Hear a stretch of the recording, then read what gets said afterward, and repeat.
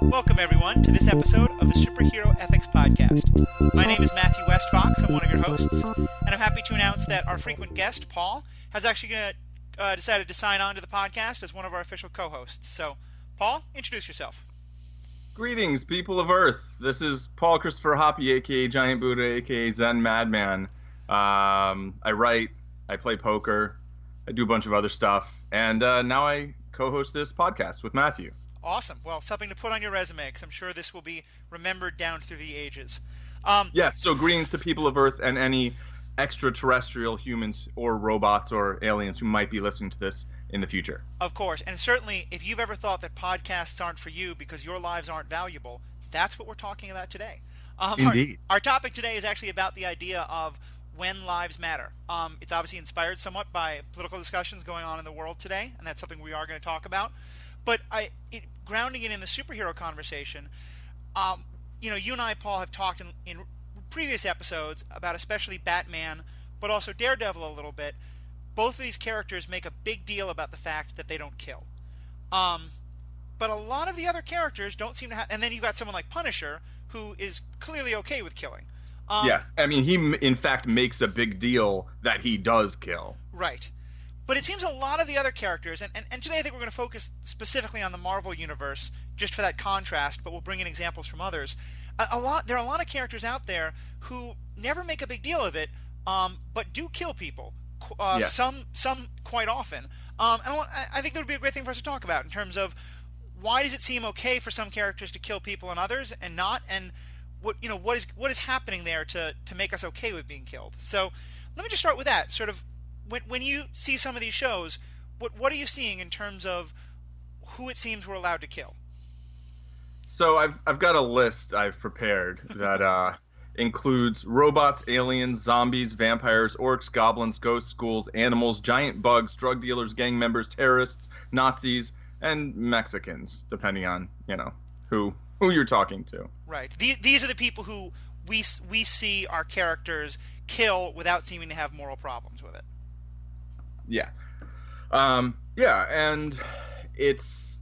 they sometimes go to contortions to have show that a certain character isn't getting killed, like in the old X-Men animated series, or the Justice League animated series. They'll when there's a superhero destroying an airplane or something, they'll show the pilot ejecting every time. I remember I used to watch G.I. Joe when I was a kid, and I thought it was ridiculous that every single these are people who are using high-tech military equipment, tanks and missiles and machine guns. Yes, and red lasers and blue lasers. Yeah, exactly, that too.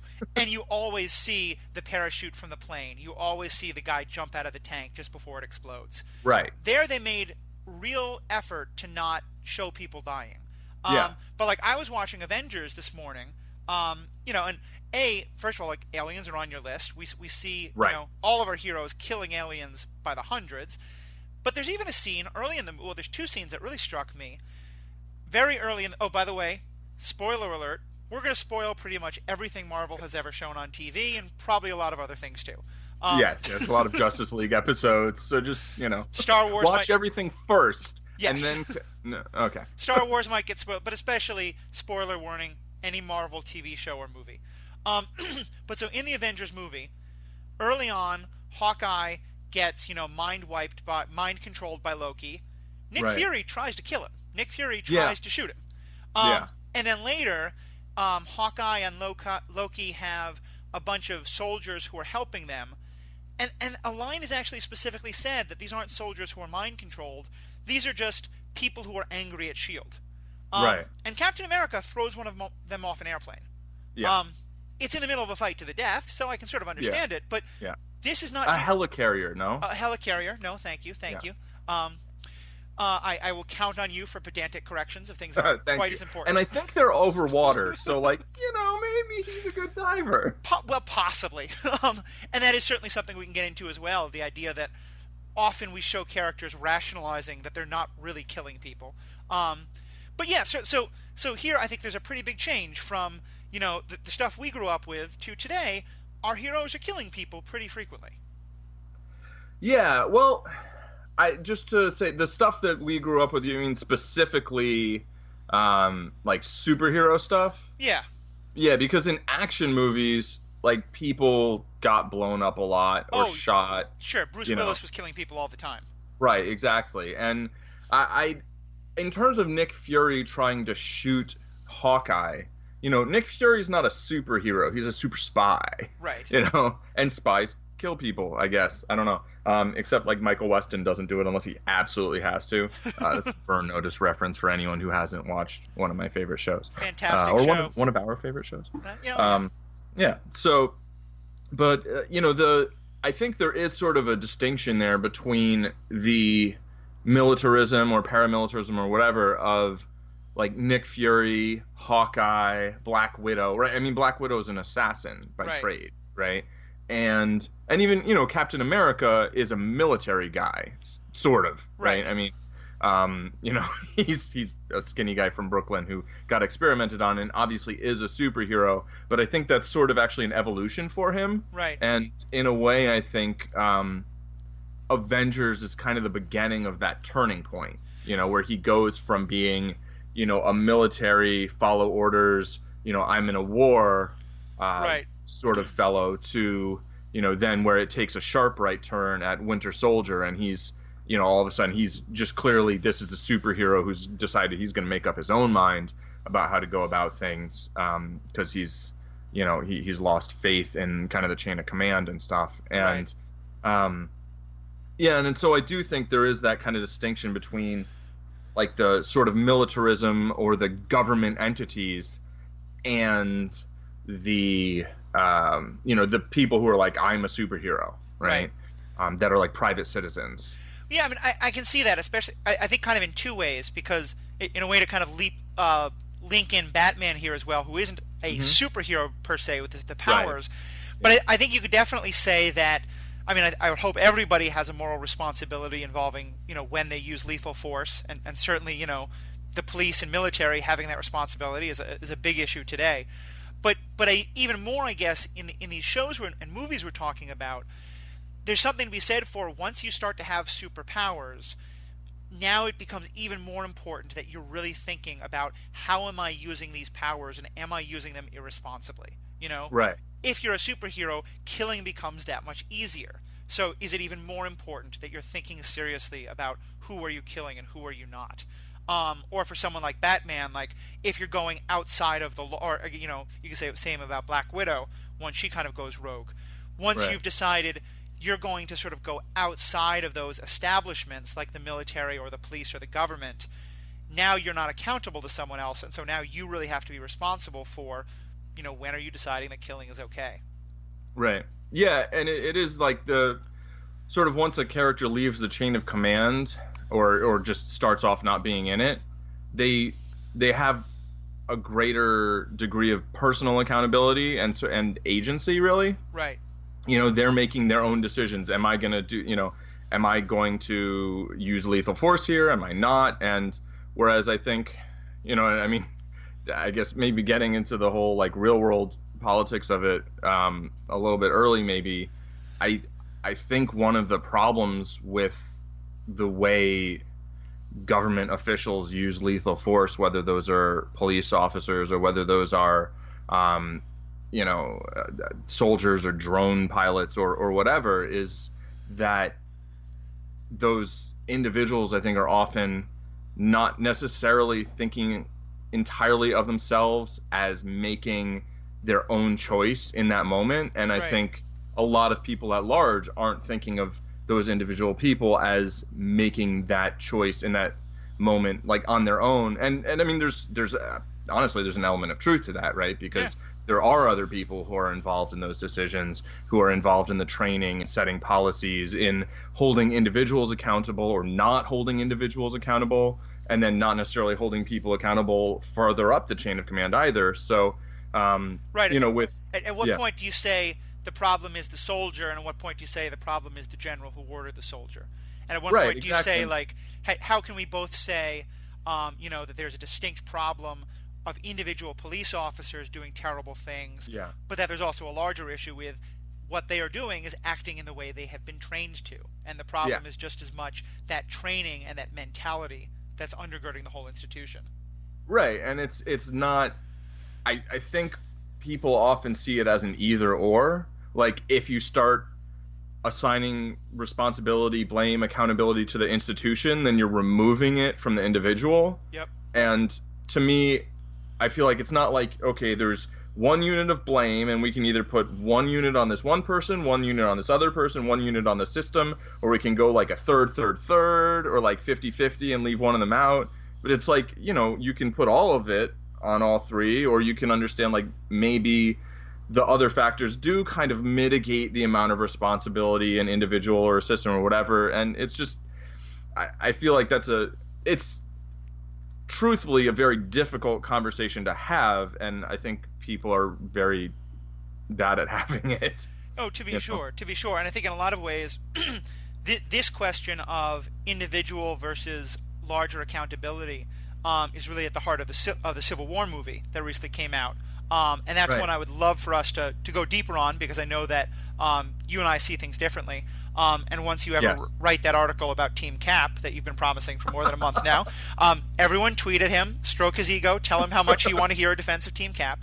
Yeah, but now it might be Cap with a K. Well, that too. I have no idea why, but I'm going to move right along. Kaepernick, bro, come on. Oh, okay. Yep. Did I just say bro? Can we start over? Can we start the no? Okay. Anyway, I promise I will edit out the bro. No, I won't. But but yes, we are both on Team Kaepernick in that regard, even though it pains me to be on Team any 49er. But Fair enough. the point was, so I think what we've established there is why it's important now for these individuals who have broken away from the institutions to do their own moral reasoning about when they can kill and when they can't. To me, what I think is really interesting is, we have a couple of characters who clearly do that. We have an awful lot who don't. Yeah. Like Captain America. Like, a better example maybe is Iron Man. Because I was actually thinking one group we could add to your list is Afghans, or people the United States is at war with. He kills an awful lot of people in Afghanistan. Yes. And they're portrayed as in Iron Man 1. In Iron Man 1, right. And they're portrayed as bad people. But right. And that's kind of what I wanted to get at is it seems that my impression is in the TV shows and movies where you don't see the character moralizing over should or shouldn't they kill, what happens instead is a pretty strong effort to tell us that the people who are being killed are worthy of, like, they don't have full human worth, and thus it's okay to kill them. And that's where I at least think this is really interesting and kind of problematic, and kind of the meat of what I wanted us to go into. So I kind of want to just start there. Like, what do you think of sort of what we see happening when our heroes are killing people without much thought? Yeah, I mean, not the best message. I'm gonna agree there, and we can circle back to the meat of it. But which is the point that'll come up between myself, my carnivorous self, and my vegan friend here. Yeah, a little foreshadowing. But that's to sort of give a little callback to last episode with Desperado.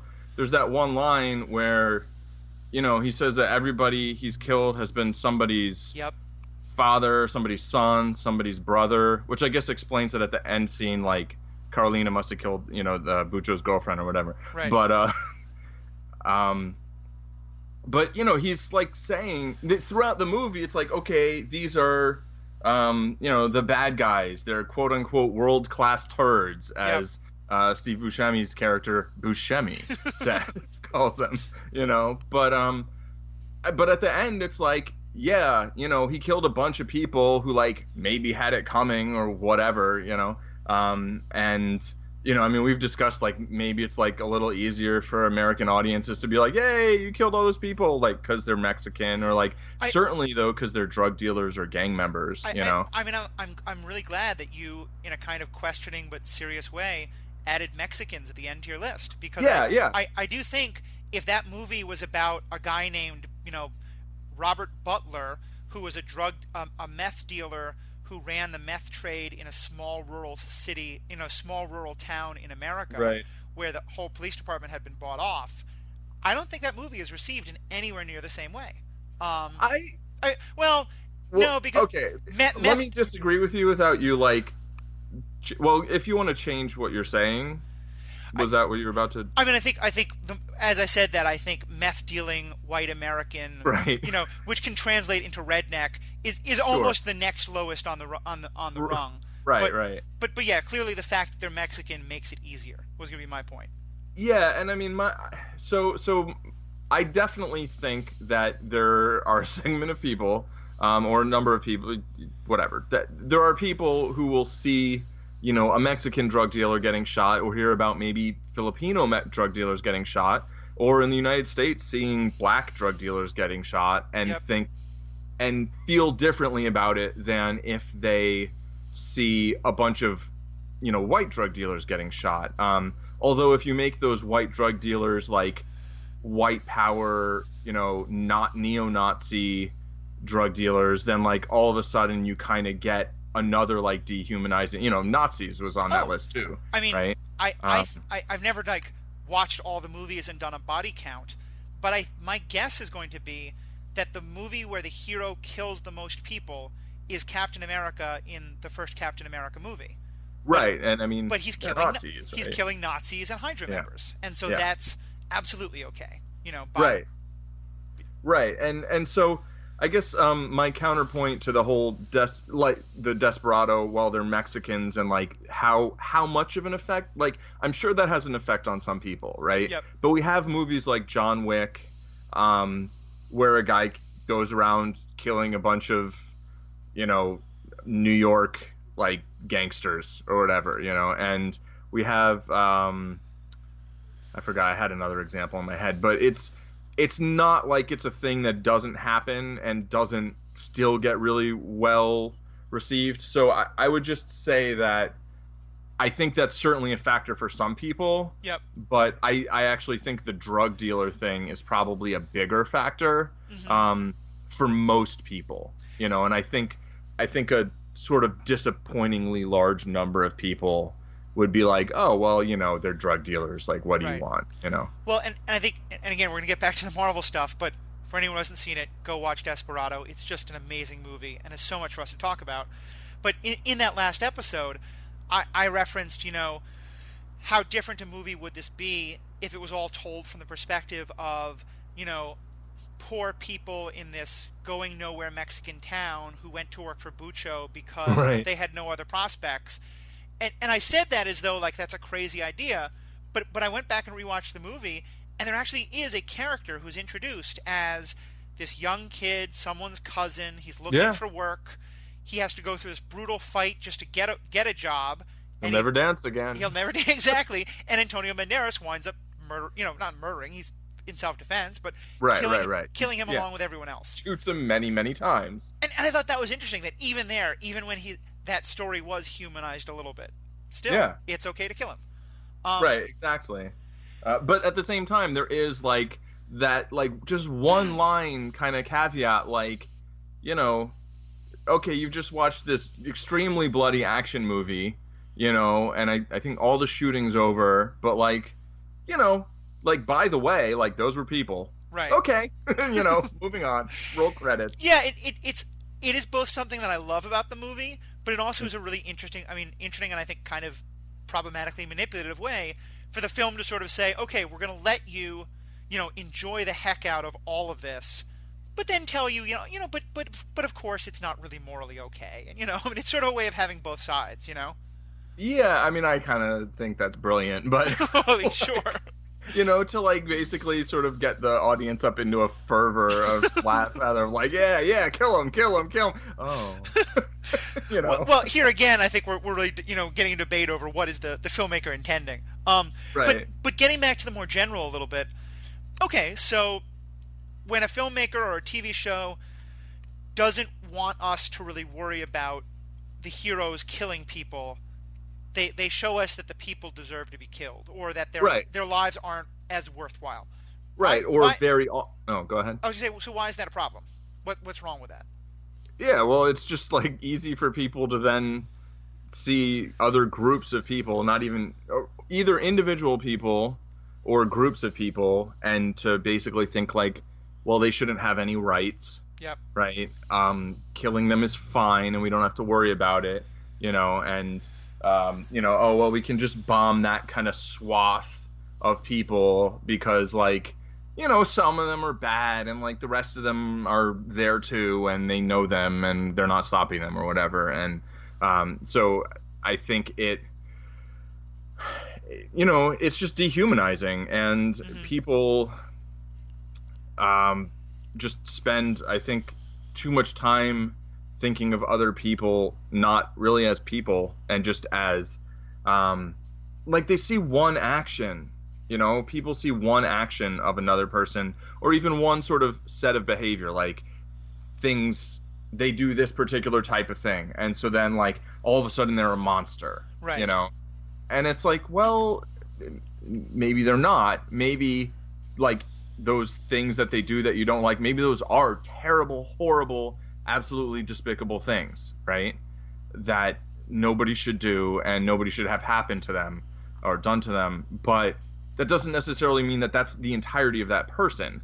And looking at, I think the trouble is that people often, they like, in this idea of justice, right? They're thinking like, well, if I, and you wrote something on this, right? About, like Orange is the New Black, Yep. I think, right? Where people think if you see someone do something horrible, and then you think about them as a person, and maybe even you think about how they ended up becoming the sort of person who does the things they do that you just can't abide by, right? Right. Then they think, okay, well now I have to like absolve them for those things they've done, or I have to forgive them, or I can't hold them accountable. No, you can look at a person as a whole person and still hold them accountable for the things that they do. The same way when you see someone and they do a bunch of great stuff and then they do something bad or something that you normally might even condemn someone else for, like they'll be like, oh yeah, no, that's not that, they didn't really do that, or well, here's the excuse, or blah blah blah. It's like, right. No, hold them accountable for that thing. How long did it take for people to really believe that Bill Cosby wasn't Right. just a lovable dad that we'd all seen? And I think you're absolutely right. And I again, we're delving into the politics, because I think what I love so much about these shows is the way they make us mirror things happening in our real world. To me, that's the essence of what Black Lives Matter is supposed to be about, and is about, that so many people don't get. Is it's not saying that they matter more than any other life. It's saying that in the same way, like some of these movies and TV shows work to tell us that a particular group of people aren't as valuable, or their lives don't matter, that we live in a society that has done that with Black lives for quite a long time, has continued this idea. And so I think that's why it's so interesting to get into this question in the movies and TV shows, because look at how is it reinforcing that kind of idea? What's the connection? And I know you want to talk about this, so this would be a good lead in. Like, what's the connection between any of hundreds of movies like Desperado, like John Wick, where people who are only labeled as drug dealers, that's all they are killed by the dozen in the name of justice? And now we've got a national leader in the Philippines who's doing exactly that. Which do you want to give a short explanation for those of us who aren't Right. up on the news in that part of the world? What's happening in the Philippines? Right. So the Philippines elected a new president who's both Duterte is his name, right? And this was like 2 months ago, and one of his campaign promises was to kill 100,000 criminals. Yep. And the murder rate is pretty high in the Philippines, and there's violent crime and there's big drug problems, I guess is how people say it. I have a drastically different notion of how to deal with drug problems throughout the world, from I think pretty much what most of the world does. But he said, he's been called the Trump of the Philippines, or the Punisher. I mean, people call him the Punisher. Yeah, that literally is a title referring to the comic book and now Daredevil character. Right. So he said, I will kill 100,000 criminals in my first year in office. Like, and that was a campaign promise. And 2 months in, he's killed like 2,400 people, you know.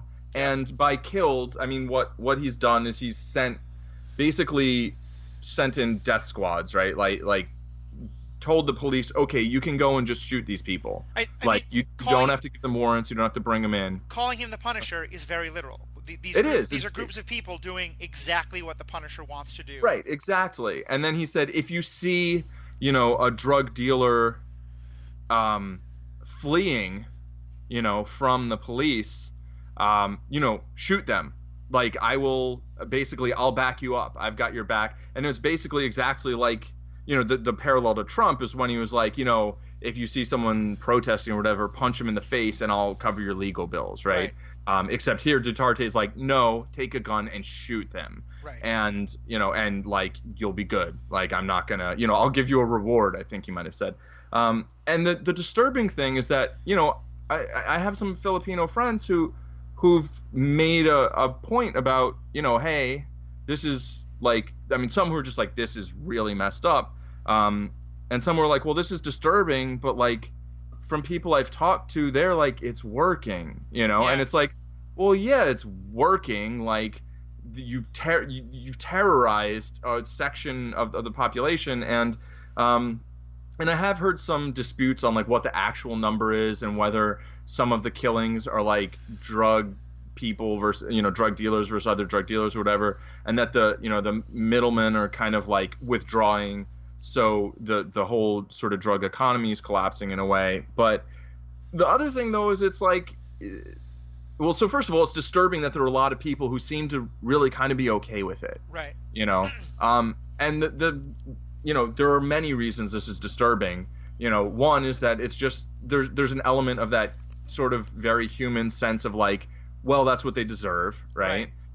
There's another disturbing, you know, aspect to it, which is like, well, yeah, we're taking away people's rights, but it's what we have to do to like make the world safe, right? Which interestingly, I mean, how many of the movies and TV shows that we talk about, is there some element of like, look, Yeah. let this one, you know, villain have all the power, he'll make us all safe. I mean, that's Right.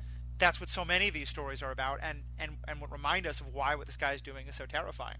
Right, like in theory, that's Hydra's plan, right? In Winter Soldier, they're like, yeah, we're just gonna kill the people who are gonna upset the balance of, you know, of power, and like let us rule over everyone, and then everybody will be safe, you know. And great, hail Hydra. But like, you know, the other, what was it? There was one more. Oh yeah, the other thing that's disturbing is if you're like, all right, well, if you see a drug dealer or a drug user, I think also, like, you can just kill them, like then you can just kill anyone and be like, oh yeah, they're dealing drugs. You know, I found this dime bag on him, and I'm sure people are doing that. And we see, I mean, like that was a big thing that happened, you know, in Soviet Russia, under communism, under Mao, Right. and to some extent, you know, during the Red Scare. I don't know if it happened under McCarthyism, though. I imagine it did, but certainly in the 20s during the first Red Scare, you know, if there was someone who you didn't like and you wanted to get rid of him, report him as a communist, you know, report him as an anarchist. Right, exactly. And then all of a sudden they're dehumanized, Exactly. and they don't have rights, and you know. And I think that's the key thing that we're talking about here, is that in all of these, what you see is an attempt to sort of say, because we can slap this label on a person, you know, it of drug dealer or of, you know, Nazi or of Hydra member or whatever. Yeah, or Mexican or Muslim. Yeah, exactly. You want to get Trump about it. You know, or thug, as happens in our world today. You know, that somehow means that their life is worth less, and so therefore our characters don't have to have trouble about and that we don't have to feel bad. You know, it's sort of a way to tell us in the audience it's okay to watch them kill these people because you know, they're not real people. They're Right. not fully human. Yeah. And I wanted to talk a little, as you said, I don't want to go too far into. You could spend the whole podcast just talking about the examples of this, but I want to spend a little time talking about kind of if we sort of see a hierarchy of value of lives in the Marvel world or in these worlds in general. Who are the people that are at the top of like the most killable, the ones we have the easiest time? Right. So because I think to me I would say it's Nazis, robots, and clones. You know, those are the ones who robots and clones, because we don't really fully see them as human. Well, I mean, maybe not at Well, all. And Nazis because they're just sort of the worst of the right. worst of humanity. Yeah, well, I'd say, I mean, I don't totally disagree on Nazis. I mean, I think that's a good point, but I think that really, I think robots and aliens, Mm, and then like the undead, yeah, are kind of the three big categories of like that ain't human, right. like, and those are so the difference being like in if you look at the Marvel movies and compare them to television or compare them to um so like let's look at three things, right? One, you have like kind of kids animation for TV, Yep. right? Which I've watched like a bunch of different X-Men series, and they pretty much all do this. The DC's Justice League series does it extensively. A lot of series do this where they want the heroes, particularly when it's like a team, they want them to be able to fight a bunch of people and destroy them. I mean, if you have a character and you give them lasers coming out of their eyes, Yeah. right, whether it's Superman or Cyclops, like you have to give them enemies that they can just explode, right? I mean, Iron Man, I don't think has a single non-lethal weapon in his suit. Right. He doesn't have like, grappling things and batarangs and whatever. He's got, Machine guns and missiles. yeah, and I mean, War Machine's an even bigger example of that, right? Sure. But so with in the kids TV realm, you can't just take humans and dehumanize them and have the characters killing them. They won't do that. So if they blow up a plane, someone will parachute out of it, or they'll give them some kind of crazy technology that they can destroy and then the person can eject, or they'll have them fighting robots, aliens, or in some cases undead. But undead actually is even more human than like robots and aliens. It's like, oh, these are bad aliens from outer space, we can kill them, Right. And oh, they're robots, we can just destroy them, it's no big deal, right? They're just programmed. So like they do that in television. Then the far other end of the spectrum to me is, and by television I mean like animated, kind of kids oriented, although like not just for kids. The far other end of the spectrum is like Marvel, Netflix, Right. right? Daredevil, Jessica Jones, where you Jessica really Jones. see the characters wrestle with this question of should they kill or shouldn't they? Right, exactly. And I mean, it's interesting because like Daredevil's very much like, I don't want to kill this guy, but I feel like maybe I have to. And like I really do like hurting people, but like I don't like that I like hurting people. I feel guilty about it, right?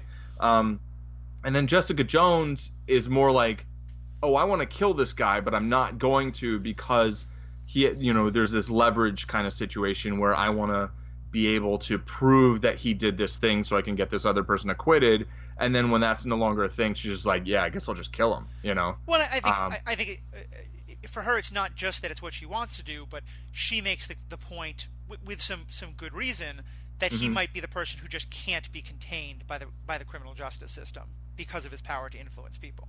Right. Although they do find a way to mitigate that, right? Isn't that actually that's a plot point? So honestly, okay. We could so debate the specifics there, but yeah, just pointing out it's one other reason there. But I think your point is definitely well made of that. That I think those are the two ends of the spectrum. Right. I might even put. Go ahead. Oh, just in the middle is like the movies. Yeah. Where like they can kill people, but like the people have to be kind of dehumanized, and there can't be a bunch of blood. So it has to be this kind of like, and to me, in terms of like the sort of the impact on, sort of people's worldview, I think the movies are by far the worst. Right. In that regard, right? Because it's like, while I actually think like maybe we should treat robots and aliens like people, like I think we should treat wolves like people, like, but I certainly think that if you're going to have your main characters bumping people off, like it's probably better if you at least take a minute to be like, to either be like, oh shit, that's a lot of blood, Right. where it's like, and then this is the thing about Desperado is like, it's not like he's killing people and they're magically like turning into dust or something or whatever. It's like gruesome, and I think there's an extent to which like you can be like, yeah, go, but it's like also it's like, ooh, Yeah, and there's like that visceral reaction. I mean, it's almost making you ask yourself, why am I enjoying the gruesomeness? Right, exactly. Whereas, when you shoot a Nazi with an energy weapon or even a bullet and they just fall over dead, but like you don't really see them like things spilling out of them or whatever, or like a lot of blood. And you see Iron Man kill a whole bunch of people who, yeah, they're holding hostages. Like, I think that's a perfectly fine time to kill people, you know? Mm-hmm. Like, they have guns to other people's heads, and if the only real way that you can keep them from killing those other people is to kill those people, like, okay, you know, have at it. But I think sort of the fact that that's not even, that there's like no exploration beyond that, or no exploration of that at all, right? Oh, sure. I mean, I always loved that in again, huge spoilers here, but in one of in the first season of Daredevil, where our character spends so much time wrestling with this idea of should I kill people or shouldn't I? If I'm remembering correctly, the first, or at least certainly one of the first times we see a quote unquote good guy kill someone is when Karen shoots Kingpin's associate, whose name I forget. But I mean, this is a situation where he is, you know, holding her hostage. He is clearly threatening her life. She has every reason to think killing him in self-defense is pretty darn justified. And yet we still see the character pretty emotionally fucked up by having taken another human life. Yeah. And I thought that was so wonderful, because that's what the movies never show us, you know. Right. And because it doesn't make as good a story, but because then the audience has to feel bad about being like, yeah, look at those Hydra guys get shot. I'm making lots of hand gestures you can't see here. But I think you're right. I think there's something really interesting and really kind of problematic there when, instead of sort of engaging with the idea that maybe killing people is what's necessary, but it's not a good thing, they just instead say, well, no, but it's okay. These people's lives don't matter. Right. Yeah, and yeah, so I think when Karen shoots Wesley, thank you. First of all, that scene was just awesome to begin with. Yeah. But then the whole kind of fallout from it, which lasts, I mean, it's not over at the end of season 1. Like, that's something that she's still dealing with into season 2, and that is a really, and it's part of why she has some sympathy for the Punisher, I think. Yeah, she feels like totally. The Punisher gets her. Right, and yeah, and I mean, I think she also sort of sees the Punisher as a little bit of a, like, she gets the Punisher, and she kind of sees like, well, I can't say what he's doing is wrong, or then I'm saying what I did was wrong, you know, which isn't necessarily really fair to her, but because I mean, like, she was probably going to get killed if she didn't, you know, pick up the gun and shoot him. It was very much kind of like a kill or be killed situation. So it seems like it would be one of the easiest places to really deal with killing someone, but it's very, very real, that it would still be very hard to deal with it. And the fact that they show her struggling with that, I think is powerful, and it provides a great counterpoint to kind of Daredevil's internal struggle of like, well, you know, can I beat this guy using the law, even if I step outside it to apprehend him or whatever, you know, can I get the law to arrest him and actually deal with him? And I mean, you know, it's funny because, like, maybe the answer is no, right? Because, like, clearly he's probably going to show up again in another season. It's like, how many times does Joker get out of jail and do stuff? And, you know, these are super villains, right? They're not, you know, or arch villains or whatever. They're not like real world people. But even though some of them, you know, like, I'd say Kingpin definitely feels in that series like a real person. And they show us his backstory, right? They show us kind of how he became him, how he became the guy that we look at as the villain in this series, and who clearly sees himself as the hero. And I mean, I didn't have any problem understanding him and feeling like, wow, that's really a human there, and still being like, I want him to lose, you know? Exactly. And I think that's in some ways what the story does, is it mirrors what Daredevil goes through. Is that what Daredevil would need to do, and he pretty much says this to his priest, is that the way he justifies killing people is by only seeing them as the criminal, the drug dealer, the kingpin. You know, I mean, just that whole idea of, is this Kingpin or is this Wilson Fisk? I think is such like, I almost never think of him as Kingpin. I think of him as Wilson Fisk. And that whole idea of, giving them a name instead of that title, it drives home what Daredevil is wrestling with is these people are dangerous, these people are bad, and these people maybe have done things that make me feel like they should be punished in a sense of justice. Yeah. But to kill them, I have to ignore their humanity. Right. And I'd say that there's an extent to which season 1 is about Wilson Fisk. Yeah. And that when he gets out of jail, he'll be Kingpin. You know what Yeah. I mean? Or actually, even in jail, I think they start calling him Kingpin, right? Or Right. there's some, I don't know, I don't remember the details. But basically, that is kind of when he really becomes that character. I mean, he is who he is, right? But there's a transformation there where, he's like, I was trying to save this city, which is really a neighborhood, but whatever.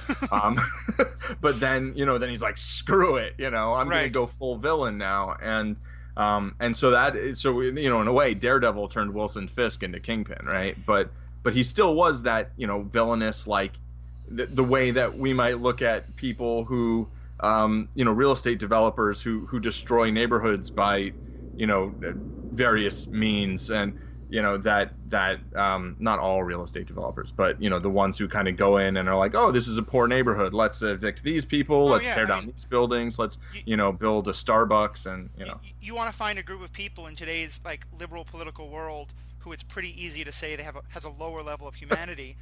Gentrifying yuppies. Right, that's yeah. That's low down. And just pulling it back to where we started with what else is on that list. I and I think you a few times, but me especially, I'm aware that I keep using the word humanity.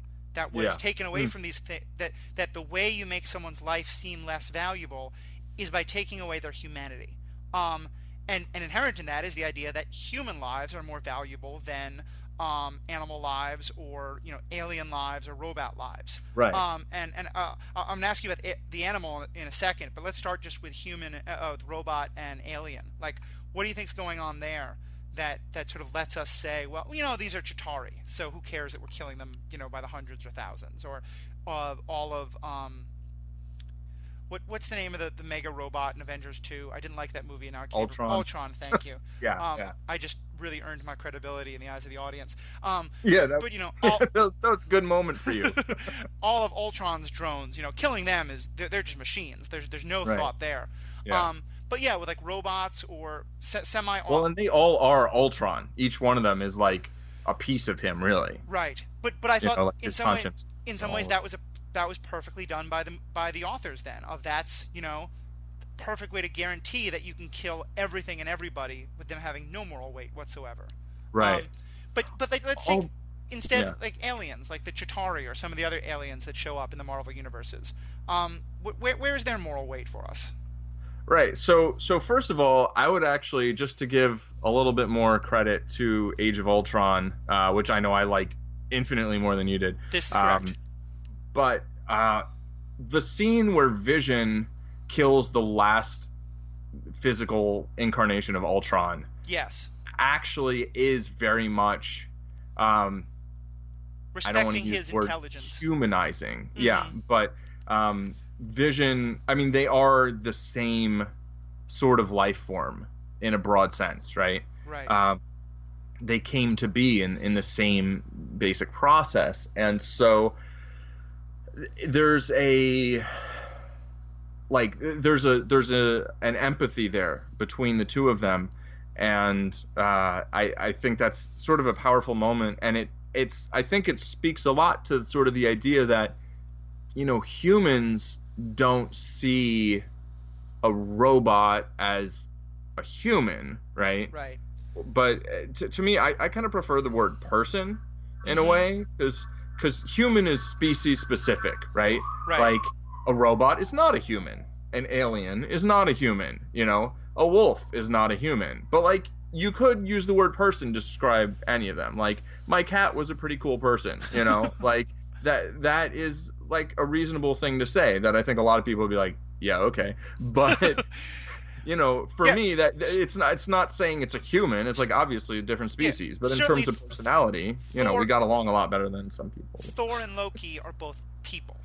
Right, even exactly. If they're not humans. Yeah, they're not humans. They're Asgardians, Though I think, but I mean, because to me, I will grant you, I think you're very right about Ultron. I mean, I still think it's a bad movie, but you're right about Sure. there's a moral scene Yeah.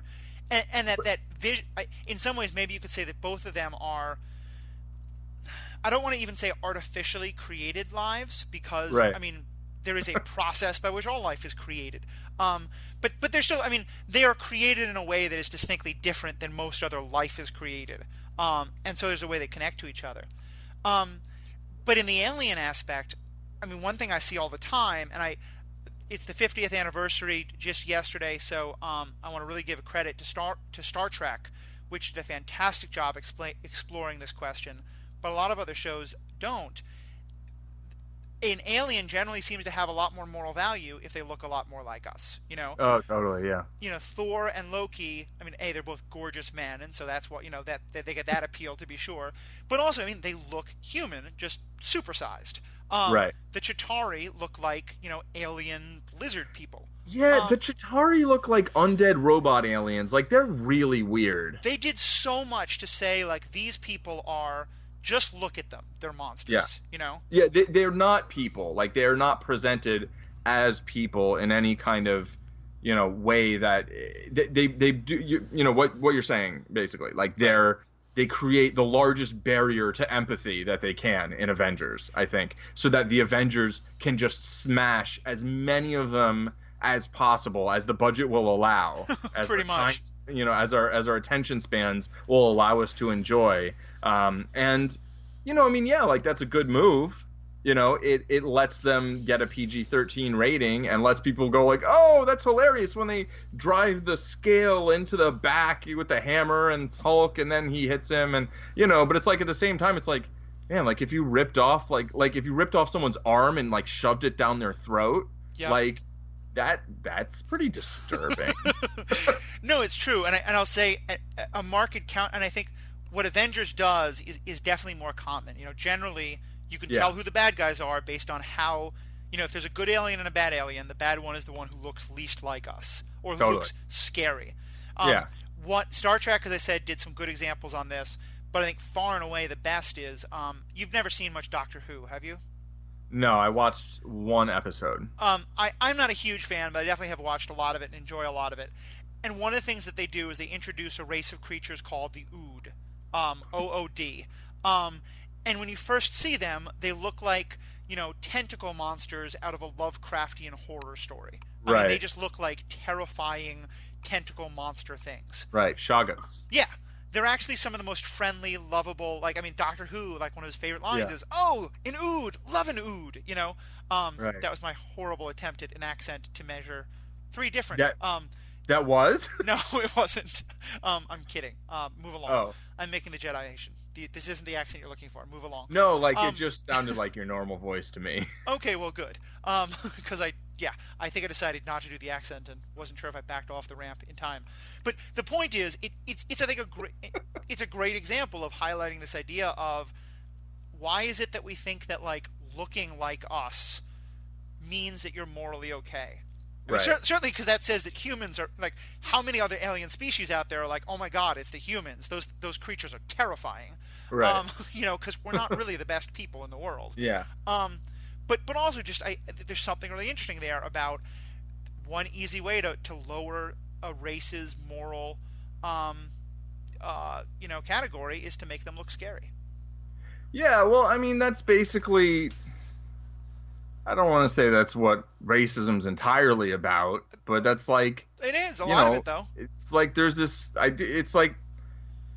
there's a sense that I think most people have that people more like them, right, are easier to relate to, and the most obvious, particularly when something's on screen, it's like the most obvious way that you can make someone either immediately relatable or immediately unrelatable is by making them look more like the viewer. Right. And so that, I think that certainly plays a huge role in I mean in terms of like just racism in real life, but also in film. And I would like to just a quick like Marvel Netflix point / like Black Lives Matter,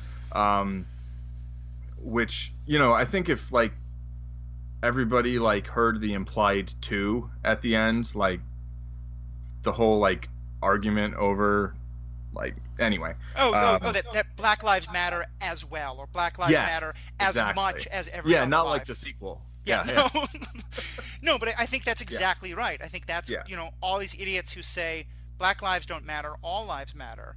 The response Right. is to say the whole reason of Black Lives Matter is to say right now all lives don't matter, and that's Right, the whole right, problem. exactly.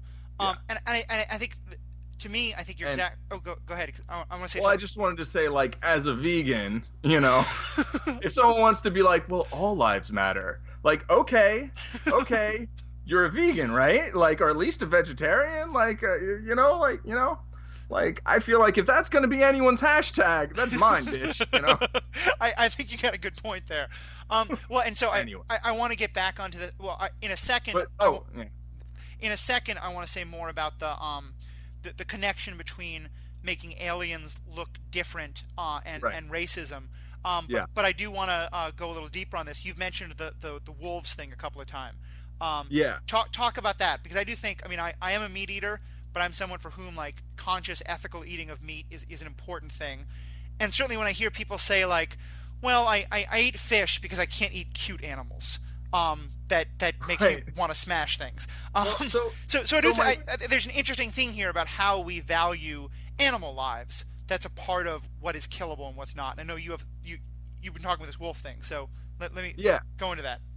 Okay, so first of all, my dad used to say, for a while he was like a pescatarian, right? Yep. Which is basically an icto-lacto-avo vegetarian who eats fish and dairy and eggs, but not probably not chicken, and definitely no red meat, right? And he used to say, I won't eat anything that, I think he said, I won't eat anything that has a face, but I think he also said, I won't eat anything that I can talk to. Right. And for me, when people ask, like, I became a vegetarian when I was 5, Yeah. and then I gradually eliminated dairy and other animal products to the point where I was just like, all right, I guess I'm a vegan, because, that's the word for that. But for me, when people are like, well, why don't you eat meat? I'm like, because animals are my friends. I don't eat my friends. Right. Which has been a point of safety for many of your friends when we were having conflict. But go on. Right, yeah, exactly. I mean, it's good to know about your friends that they won't eat you. But I mean, just, I don't know. As a kid, I grew up with animals. My mom had a dog and a cat that she'd had for a long time. They were really old, and then after they both died at like 18 or 19 years old, we got this cat that they found on the street, and I named her Paul Christopher Hoppy Cat, which I think showed both my early rejection of gender norms and my budding narcissism. I knew you back then. Budding is the wrong word, but go on. No, this is when I was 3. Oh, okay, never mind. Yeah, That was actually, a lot earlier. So, yeah, no, you knew me when I was fully a fully realized narcissist. Okay.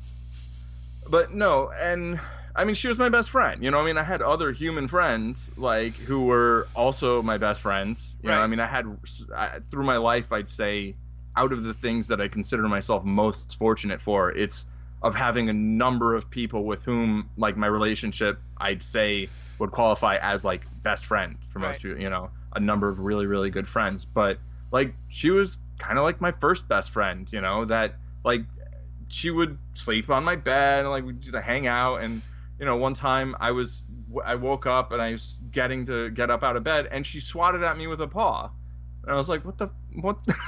Like, and then I sat down, and then I started to get up again, and she swatted at me again. So then I sat down, and then she like we just hung out. Uh-huh. I was like, oh, I guess you're like, don't get up, which I mean, you could say is kind of abusive or like very bossy, but the point is like, I see, obviously it's easy with like cats and dogs, right? Right. Who are like very personable animals, but or can be. But to me, like, animals are people too, and so like I don't eat them and all that, but also just to me it's like the idea of treating another species like it's so different just because it's a different species, and like there's a lot of other humans I can't talk to, right? Right. Because we don't speak the same language. But I can gesture and we can like not kill each other. And so I feel like, yeah, humans are able to digest animals and all that, but at the place we are in the world now, it's like the same way humans don't need to be making war for territory and food and all these things out of anything other than basically greed or fear, Right. right?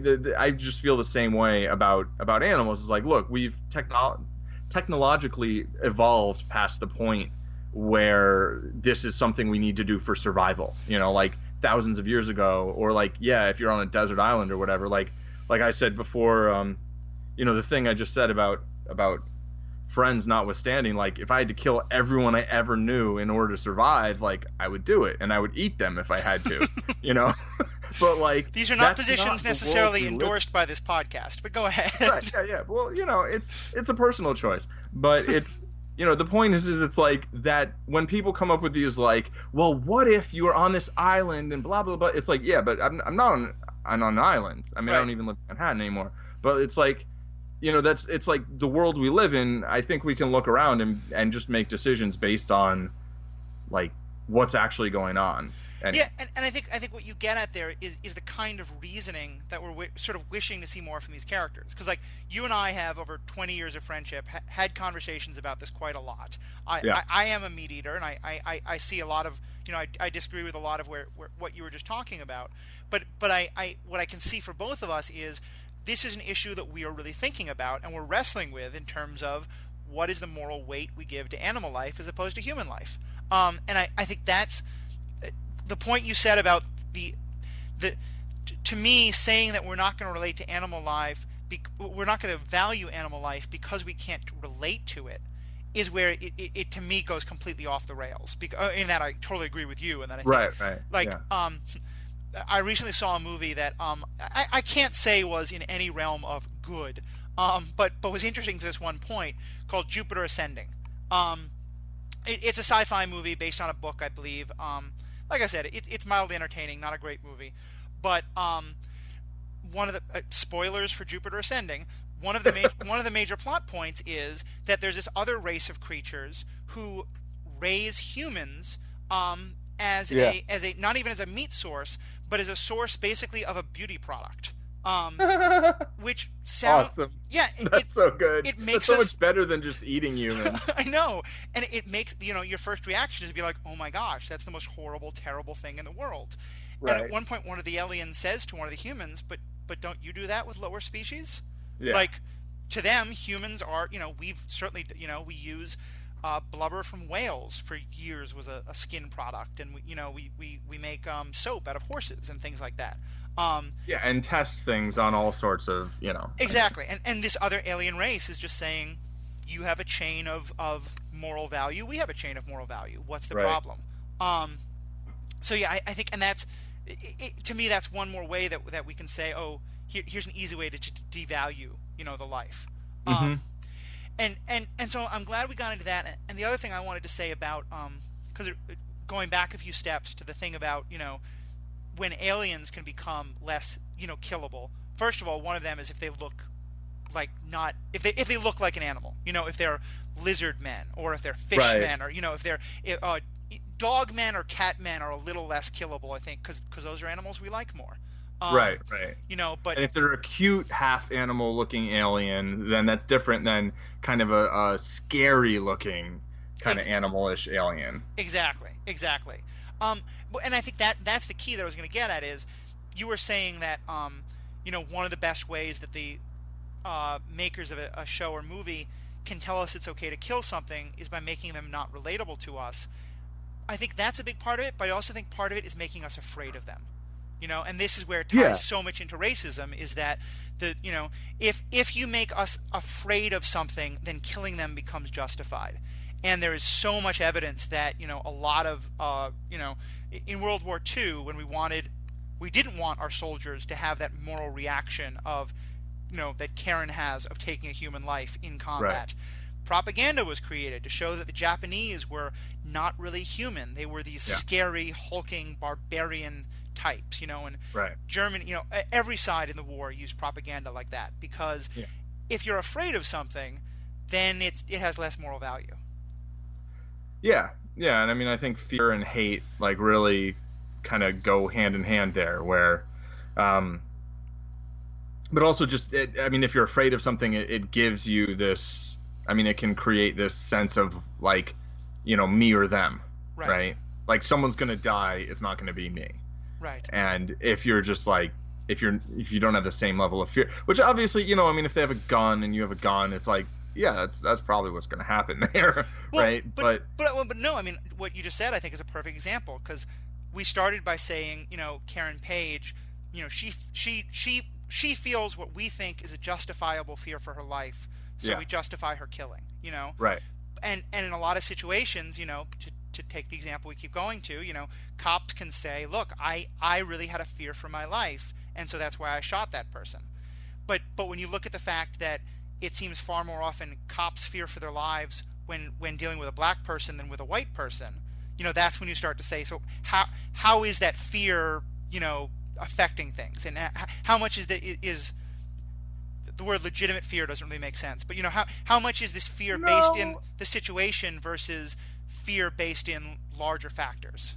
I don't think, I mean, okay, legitimate fear, like maybe that's not the best way of phrasing it, Uh-huh. but I think like justified fear, Yeah. justifiable, like I think that's a legitimate concept of, you can be afraid of something with good reason, or you can be afraid of something without good reason, right? And those are two very different things. Right. Um, and when you're afraid of something with good reason, then you can, I mean, if like being afraid of something with good reason to me would be having a rational concern for a negative outcome, basically, Right. based on a situation or whatever. Whereas an irrational fear, which, you could say that fear itself is irrational, but that you can have a concern of a negative outcome that's not based on any real rational process or real information or accurate information. Right. So, And I you know, think that this can get into some pretty tricky waters because, you know, I might be able to, as an outsider, look at a situation and say that person didn't have a justifiable fear, but because I don't know their experience, maybe, so it is hard to judge. But I think, yeah, I think we're on the same page that there's a value in saying how much, if you are acting out of fear, how much of that is because of, the exact situation you're in, and how much is it because this person's black, so therefore I am afraid of them, or this person is, whatever, and so therefore that's increasing my fear level. right. Well, I mean, to me, there's the perception of risk and then there's actual risk. And Hmm.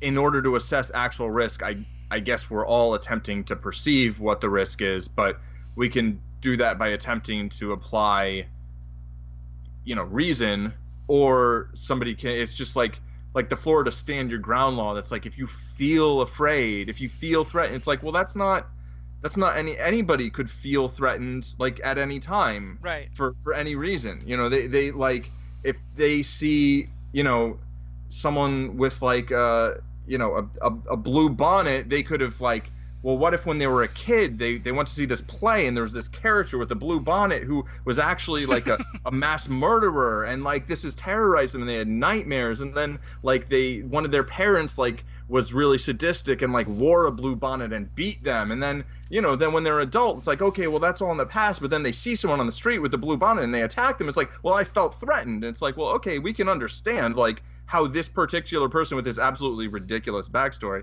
that I just made up on the spot, like, got to that point where we understand why they're afraid, right? Why You they do realize felt you just threatened. cost us the ability of ever being sponsored by a blue bonnet maker. So you just lost us that sponsorship money. I want you to recognize.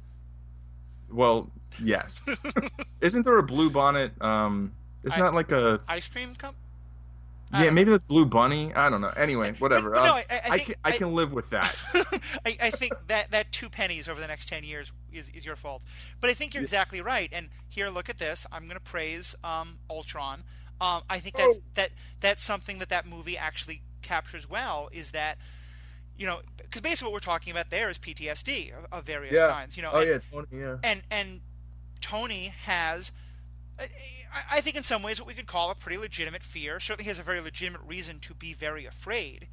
But then Yes. both Ultron and to an extent Civil War are in large part movies about Tony and other people like Tony being willing to go to incredible lengths that in a lot of ways seem really problematic based on that fear.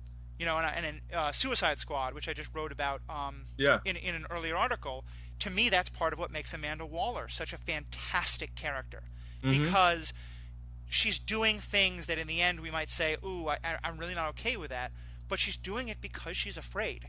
And Right. after watching Superman and Zod blow up a city fighting with each other, and then Superman die, I don't really know if can we really blame her for being afraid? Um, Right. Yeah, no, I don't think we can blame her for being afraid. I think we can criticize her response or her actions that she took based on that fear, you know? right. And and And getting, I and think getting us that's back to broader. the main topic, I think so that becomes again the like, okay, so is killing someone because you're afraid of them legitimate? Well, probably not. But it's a good way to get the audience to sort of forget about that. Right. Yeah, for sure. I mean, yeah, I think definitely not. Like, I think, well, okay. If I think someone's going to kill me and I think the only way I can stop them from doing that is to kill them, like that's what I'm going to do, you know? And someone else might not make that choice. But if the reason I think someone's going to kill me is a totally irrational thing, then that I don't then then that doesn't make my my action is no longer justifiable, right? Right. If there's an irrational reason for having that fear, and it's And, and and go yeah. ahead. I was gonna say, Well, I just want to say there's a difference between like understandable and justifiable, and like, oh, we don't need to hold you accountable for it. sure. I mean, like to me, I think that the people of Earth being afraid of unchecked superheroes is an Right. understandable fear. And Yeah, I agree. given what I've been reading about what's happening in the Philippines, I think being afraid that the drug dealers and the criminal the criminality that is happening is quite literally like putting the lives of everyone in danger. I think that's a legitimate fear. But in Yeah. both cases, I think that's to me where it becomes important to ask, like, just because the fear is legitimate, what does that mean? Right. It doesn't mean that any response to it is also legitimate. Right. Yeah. Well, and so let's we've already gone a while, so I don't want to take too much longer, but I do want to explore just a couple more examples of this. We talked about kind of Oh, robots and go ahead. can I just throw in like 2 points that I had hanging? Sure. One was when I brought up the Marvel Netflix and like referenced Black Lives Matter. Uh-huh. It was, I guess, spoiler alert. Like, don't be a wise old black dude in a Marvel Netflix series. Oh, it is so dangerous. It is really And unfortunate. yeah, and it's just like, you know, black characters just get killed off more often. Yep. You know, and that's, you know, I think it's pretty clear like what the reasons are for that. And I um I just want to say I really hope in Luke Cage there's like a wise old white dude and like he gets knocked off and it's like, you know, just make it even, you know, we, it's we fine, you can kill some wise old people like Obi-Wan Kenobi or whatever, but after years of the really problematic magic Negro stereotype, let's have a magic yeah, honky. Like right, that's yeah, what we need. why What not, you and, know. and I want to just say on that, there was a panel, and I think I wrote about this on the blog. I certainly tweeted about it a while ago. But I went to a panel that was done by black activists talking about comic books and superheroes and the like. And I brought up a question about Civil War. And there was a lot of great responses. But one of the best I thought was, she said, listen, like, a major plot point of that movie is that the whole world stops and notices because 10 people from a fictional, very rich, very African country have been killed. Right. And that if those 10 people were from Senegal or Sierra Leone or any other country that doesn't have the military and the finances and the economic power that the fictional country of Wakanda has, that never happens, Like that I thought that was such her point was like, look, we have to basically make up a country in order to like imagine the idea that deaths of African lives could mean this much to the world. Yeah, totally. And um and similarly, it's like the whole like basically all of Sokovia gets destroyed, Yep. right, in Ultron, and like that only is like really a big deal because like some of them were American, Yep. and like and yeah, so I thought it was cool that they made like the woman who in the comics is so annoying. Oh, wow. But in the film, like she was fine. She goes and she gives um, the picture to Tony Stark about of her kid, and You're saying the person whose son died in Segovia.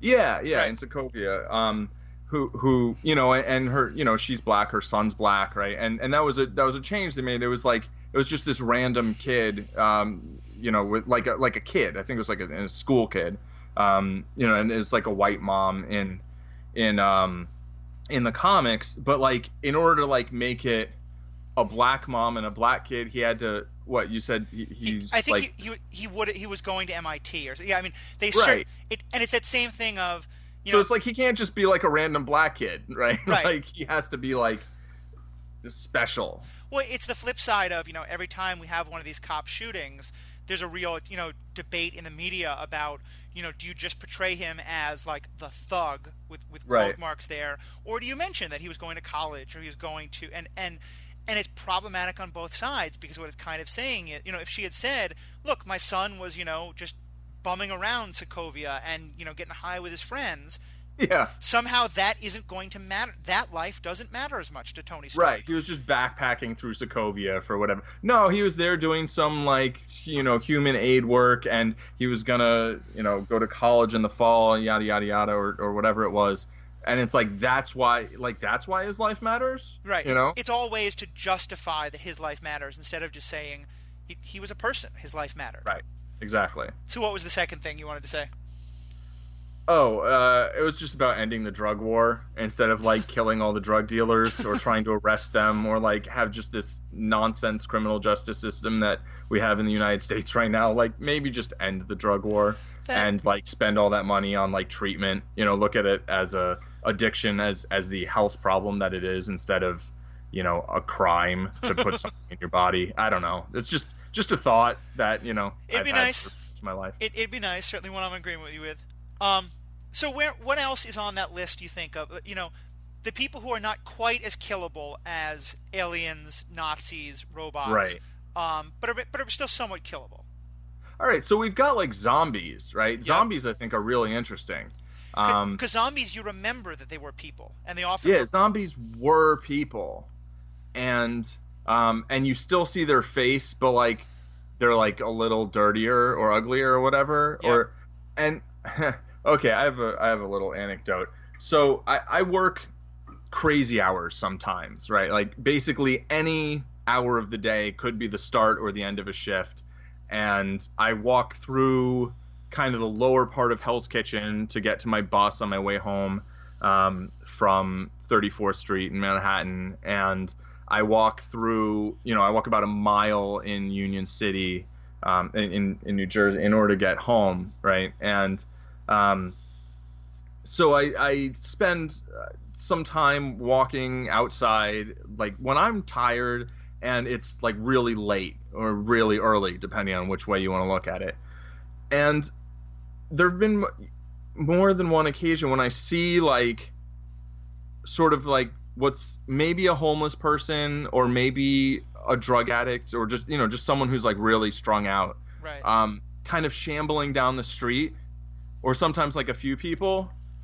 And this one day I just saw it, and it was in Manhattan, and they were kind of backlit, so I didn't really see their faces that well. And I was like, oh, zombie movies are about fear of the homeless. They really are. Yeah, it's the the unwashed. They can't communicate with you. It's exactly. It's a complete dehumanification. Yeah. One of us should talk now. Right. Yeah. No. And it's really it was kind of like, oh, but like, and that same idea of like used to be a person, where it's like obviously homeless people are people, right? And I've had some great conversations when someone, sometimes I'll just like when people ask for money, I don't usually have much money or whatever, and like people don't carry cash that much anymore. So Yep. I feel like in a way it must be harder to be homeless and like begging or whatever. Hmm. Um, but I'll also often have food on myself, and I'll be like, well, here's a sandwich. I just bought it, and actually this one day I'd gotten a sandwich and the register was broken, so Uh-huh. I got it for free.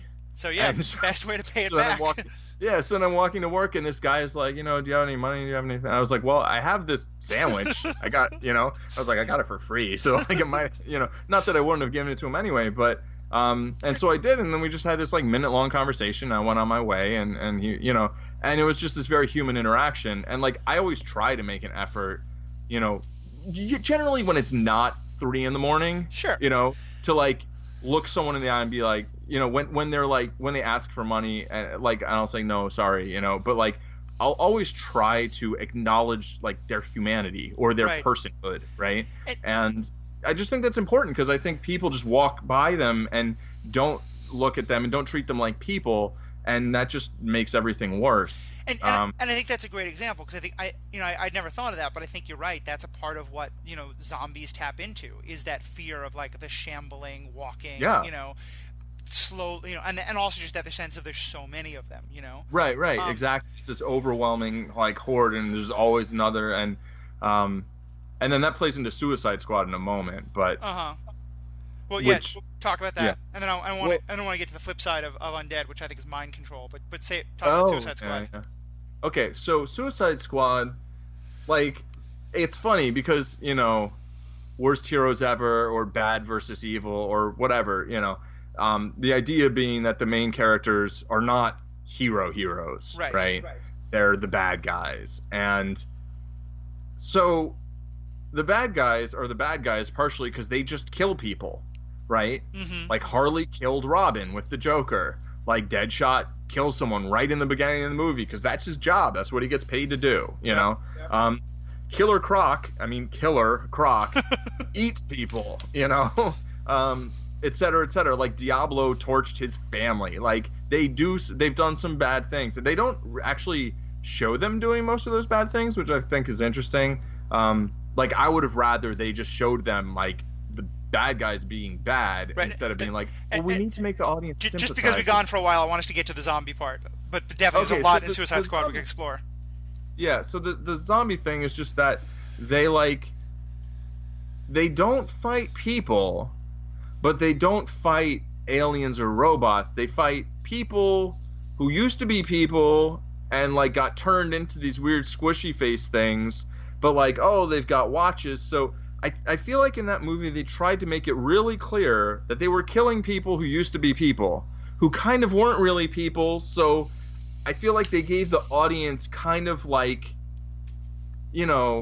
feel how you want to about it. Right. Yeah, these are the bad guys, so you can be like, oh, they're killing people, that's bad. But like, they're not really killing people, so you can be more okay with it. Like, they were kind of giving the audience permission to like, kind of play both sides. And I think that's on the one hand like sort of clever, and on the other hand sucks.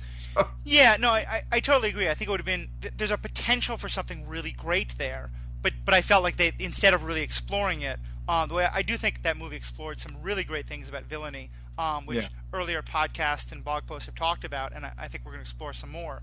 But yeah, I think that was an example where they didn't really go into it as much as they could have. Another example, I think, we've talked a lot about Daredevil, for the most part, being awesome because he really sees the humanity of the people he's having to kill. In the second season, they make it easy for him by giving him hordes of nameless, faceless zombie ninjas to fight. Right. I mean, like one What? of the things that I love in the first season is that almost every one of those people he fights has a name. Like all of the the members of Fisk's squad, Right. we hear, we get little stories about the different Russians in the cab place, and like all the guys who are working for the some of the others. Then in the second season of Daredevil, we just start getting wave after wave of just killer, sort of undead zombies. Yeah, so in the second season he's still like, it's interesting because in the second season he's still like trying not to kill anyone, Right. right? but like to the point where he almost gets someone killed to keep them from killing someone who's trying to kill her, which is like, really, dude? Right. Really? And that's sort of where my, I feel like, okay, I really do like how Batman is like, no, I'm not gonna kill people and whatever, but like, that's like in Gotham and in the things that he faces, it's just not the same sort of set of, Yeah. I don't know, like that, for some reason in Daredevil that really bothered me in season 2. Uh-huh. Because like they're in this pit like deep down in the earth, and they're surrounded by ninjas, and there's this pit that goes, I don't know, like who knows how far down, and he's just suddenly like interceding in, I feel like, I don't know. So unless you're wearing some kind of like crazy armor, like if somebody's really trying to kill you, I think it's a really reasonable response to be like, okay, well, sorry, but I'm not going to hold your life in that high regard because you're not holding mine, right, in any regard, right? So it was more like in the first season, I felt like the way things played out, it set up really reasonable struggles for him about whether or not it's okay to use lethal force, right? Uh-huh.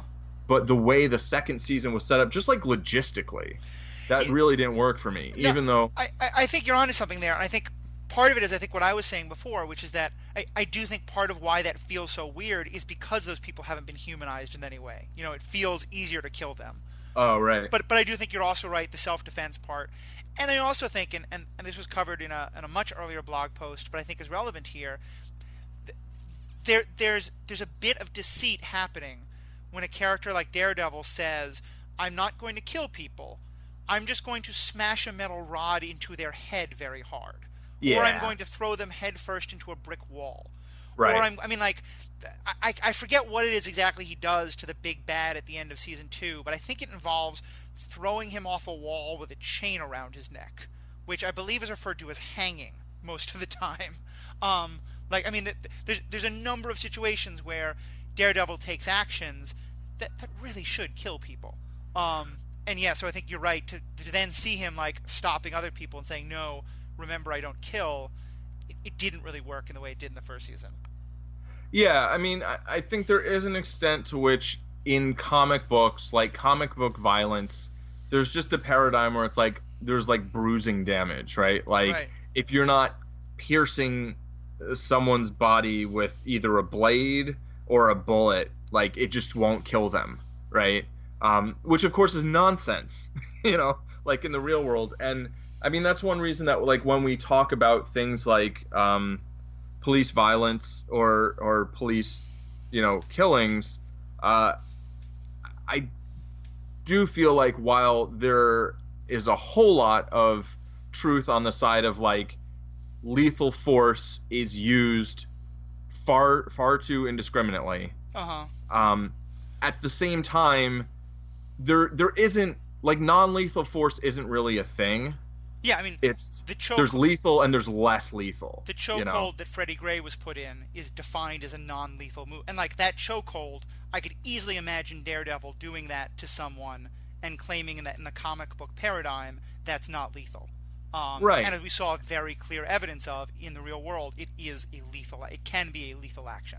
Yeah, and it's less lethal than putting a bullet in someone, but that doesn't mean that it's non-lethal. And the same way, stun guns and, just punching someone, right? Yeah. There was a guy punched a security guard on the plaza of my old building, and the security guard had a heart attack. Yeah. So a punch is generally, a less lethal way of striking someone than like stabbing them or than shooting them. But you can still kill someone with a punch. If you hit them in certain ways, you can directly do it, or you can hit them and they can have a physical reaction. They can have a heart attack. And so I think that it's one of those things where I think people have a lot of trouble often in situations where a real honest discussion would have a lot of nuance to it. Yeah. Right? But what happens is you have one side saying, hey, this thing is a big problem and you're ignoring it. And then you have another side taking some things that should be nuances in a conversation that would begin like, yes, we acknowledge this is a problem. However, there are also these other things that we should talk about, and we should have a real honest discussion about this. And instead of doing that, you have another side saying, well, how about this nuance that totally discredits your argument? And it's like, well, no, it doesn't totally discredit it. It just, it should be part of a nuanced discussion. And so the trouble is that you have people using nuance as a way of negating like major points instead of as using nuance as a way of like refining a discussion. And I want to give out another shout out to one of my favorite properties that isn't superhero but is heroes in his science fiction, Star Trek, because there I think and it's part of why I didn't like the most recent movie, but in a lot of the Star Trek stories there's so much attention paid to watching people, often including our heroes, initially do one of the things you're talking about, and then as the story unfolds they realize that there's a lot more nuance and a lot more, that there's a miscommunication happening and a need to sort of get past that and to look at the depth of the situation. Right. Which is a good segue into the last sort of category I want to talk about, so this doesn't become a 3-hour podcast. But is mind control. Because I think it's kind of related to the zombie thing in that it's like the person is there, but their mind or their sentience is no longer controlling their actions. The most recent one that I saw is in the Avengers movie where Loki, taps on the heart of Hawkeye and Dr. Selwig, and now they're mind controlled, and so they're acting differently. And there's other examples as well. And I kind of Civil War. I mean, Bucky. Oh yeah, Bucky. Bucky is another great example of that. And I think what happens, what Cap's actions are all about, saying we can't, because like I said, Nick Fury clearly tries to kill Hawkeye. Right. Cap is all the way on the other end, and he's saying, even though Bucky is, doing these terrible things, it's not his fault, therefore he can't be blamed. And I think that there's a real range there of, sometimes we see movies say, well, this person's mind controlled, so it's not his fault, and other times it's, he's under that sway, we gotta kill him. And I'm kind of wondering where you fall on that. What do you think of how these stories deal with that issue? Okay, well, let me start with mind control is like my second biggest pet peeve in science fiction. Yep. After time travel, right? I'm so with you on time travel, but go on. Time travel, it just never works. It's always bad. But mind control also is just a huge, I just find it infuriating. But in terms of like those two specific examples, the situation's a little different in one and the other. I'd say that the situation in the first one where Nick Fury. Jeez, I always want to call him Nick Cage. I always want to call everyone Nick Cage. So you're basically saying that all black characters in the Marvel Universe are the same to you. Okay, we understand where you stand. No, I'm saying they're all Ghost Rider. Understood. All right. Well, I know they're not exactly. I'm saying Nicolas Cage messes everything up. Okay, that's what I'm saying. I know they're not exactly the same, but I don't want to get too deep into the details of those two. I want to hear more about the issue itself. But go ahead. Okay. Well. Okay. So, I mean, I think the details are pretty important, but okay, go into them. Okay, so but forget the details of those two specific ones. But there's two basic situations, right? One is someone is currently under mind control, and they're doing something that the heroes don't want them to do, so they want to stop them. Right. Right. Now, depending on who that character is and how much the heroes care about that character, they will either go to all ends of the earth to try to non-lethally to try to subdue that character using less lethal force, or even no force at all sometimes, in order to try to bring that character back, basically. Right. Or they'll be like, I didn't really like him that much anyway, so I'm just gonna shoot him. Which a lot of which gets into that whole thing of the moral value that different people have that we've talked about. Exactly. Now, the other situation is when someone is under mind control, they do something horrible, and then they're no longer under mind control. And I'd say that Civil War actually had both of those scenarios. Right? It started off with a discussion of like, well, he did these things, right, and he was under mind control. So does he like? I guess early on there was like a question of like, well, what's actually going on in his head, right? Right. But Cap was like, well, let's bring him in and talk about it basically. And they're like, no, let's just kill him because he did these things. And that's really what it is. It's because he did these things. It's Well, not because we think he's well. Yeah, I don't think it's that. I think part of it is because he did these things, but I think just as much of it is, and we're afraid he'll do them again. Like I think that the issue is that they're not really sure if, well, and again, not to get lost in the weeds of the one particular thing, but I do think you're right that there's a big difference between, do we hold someone morally accountable for the things they did while they were under mind control?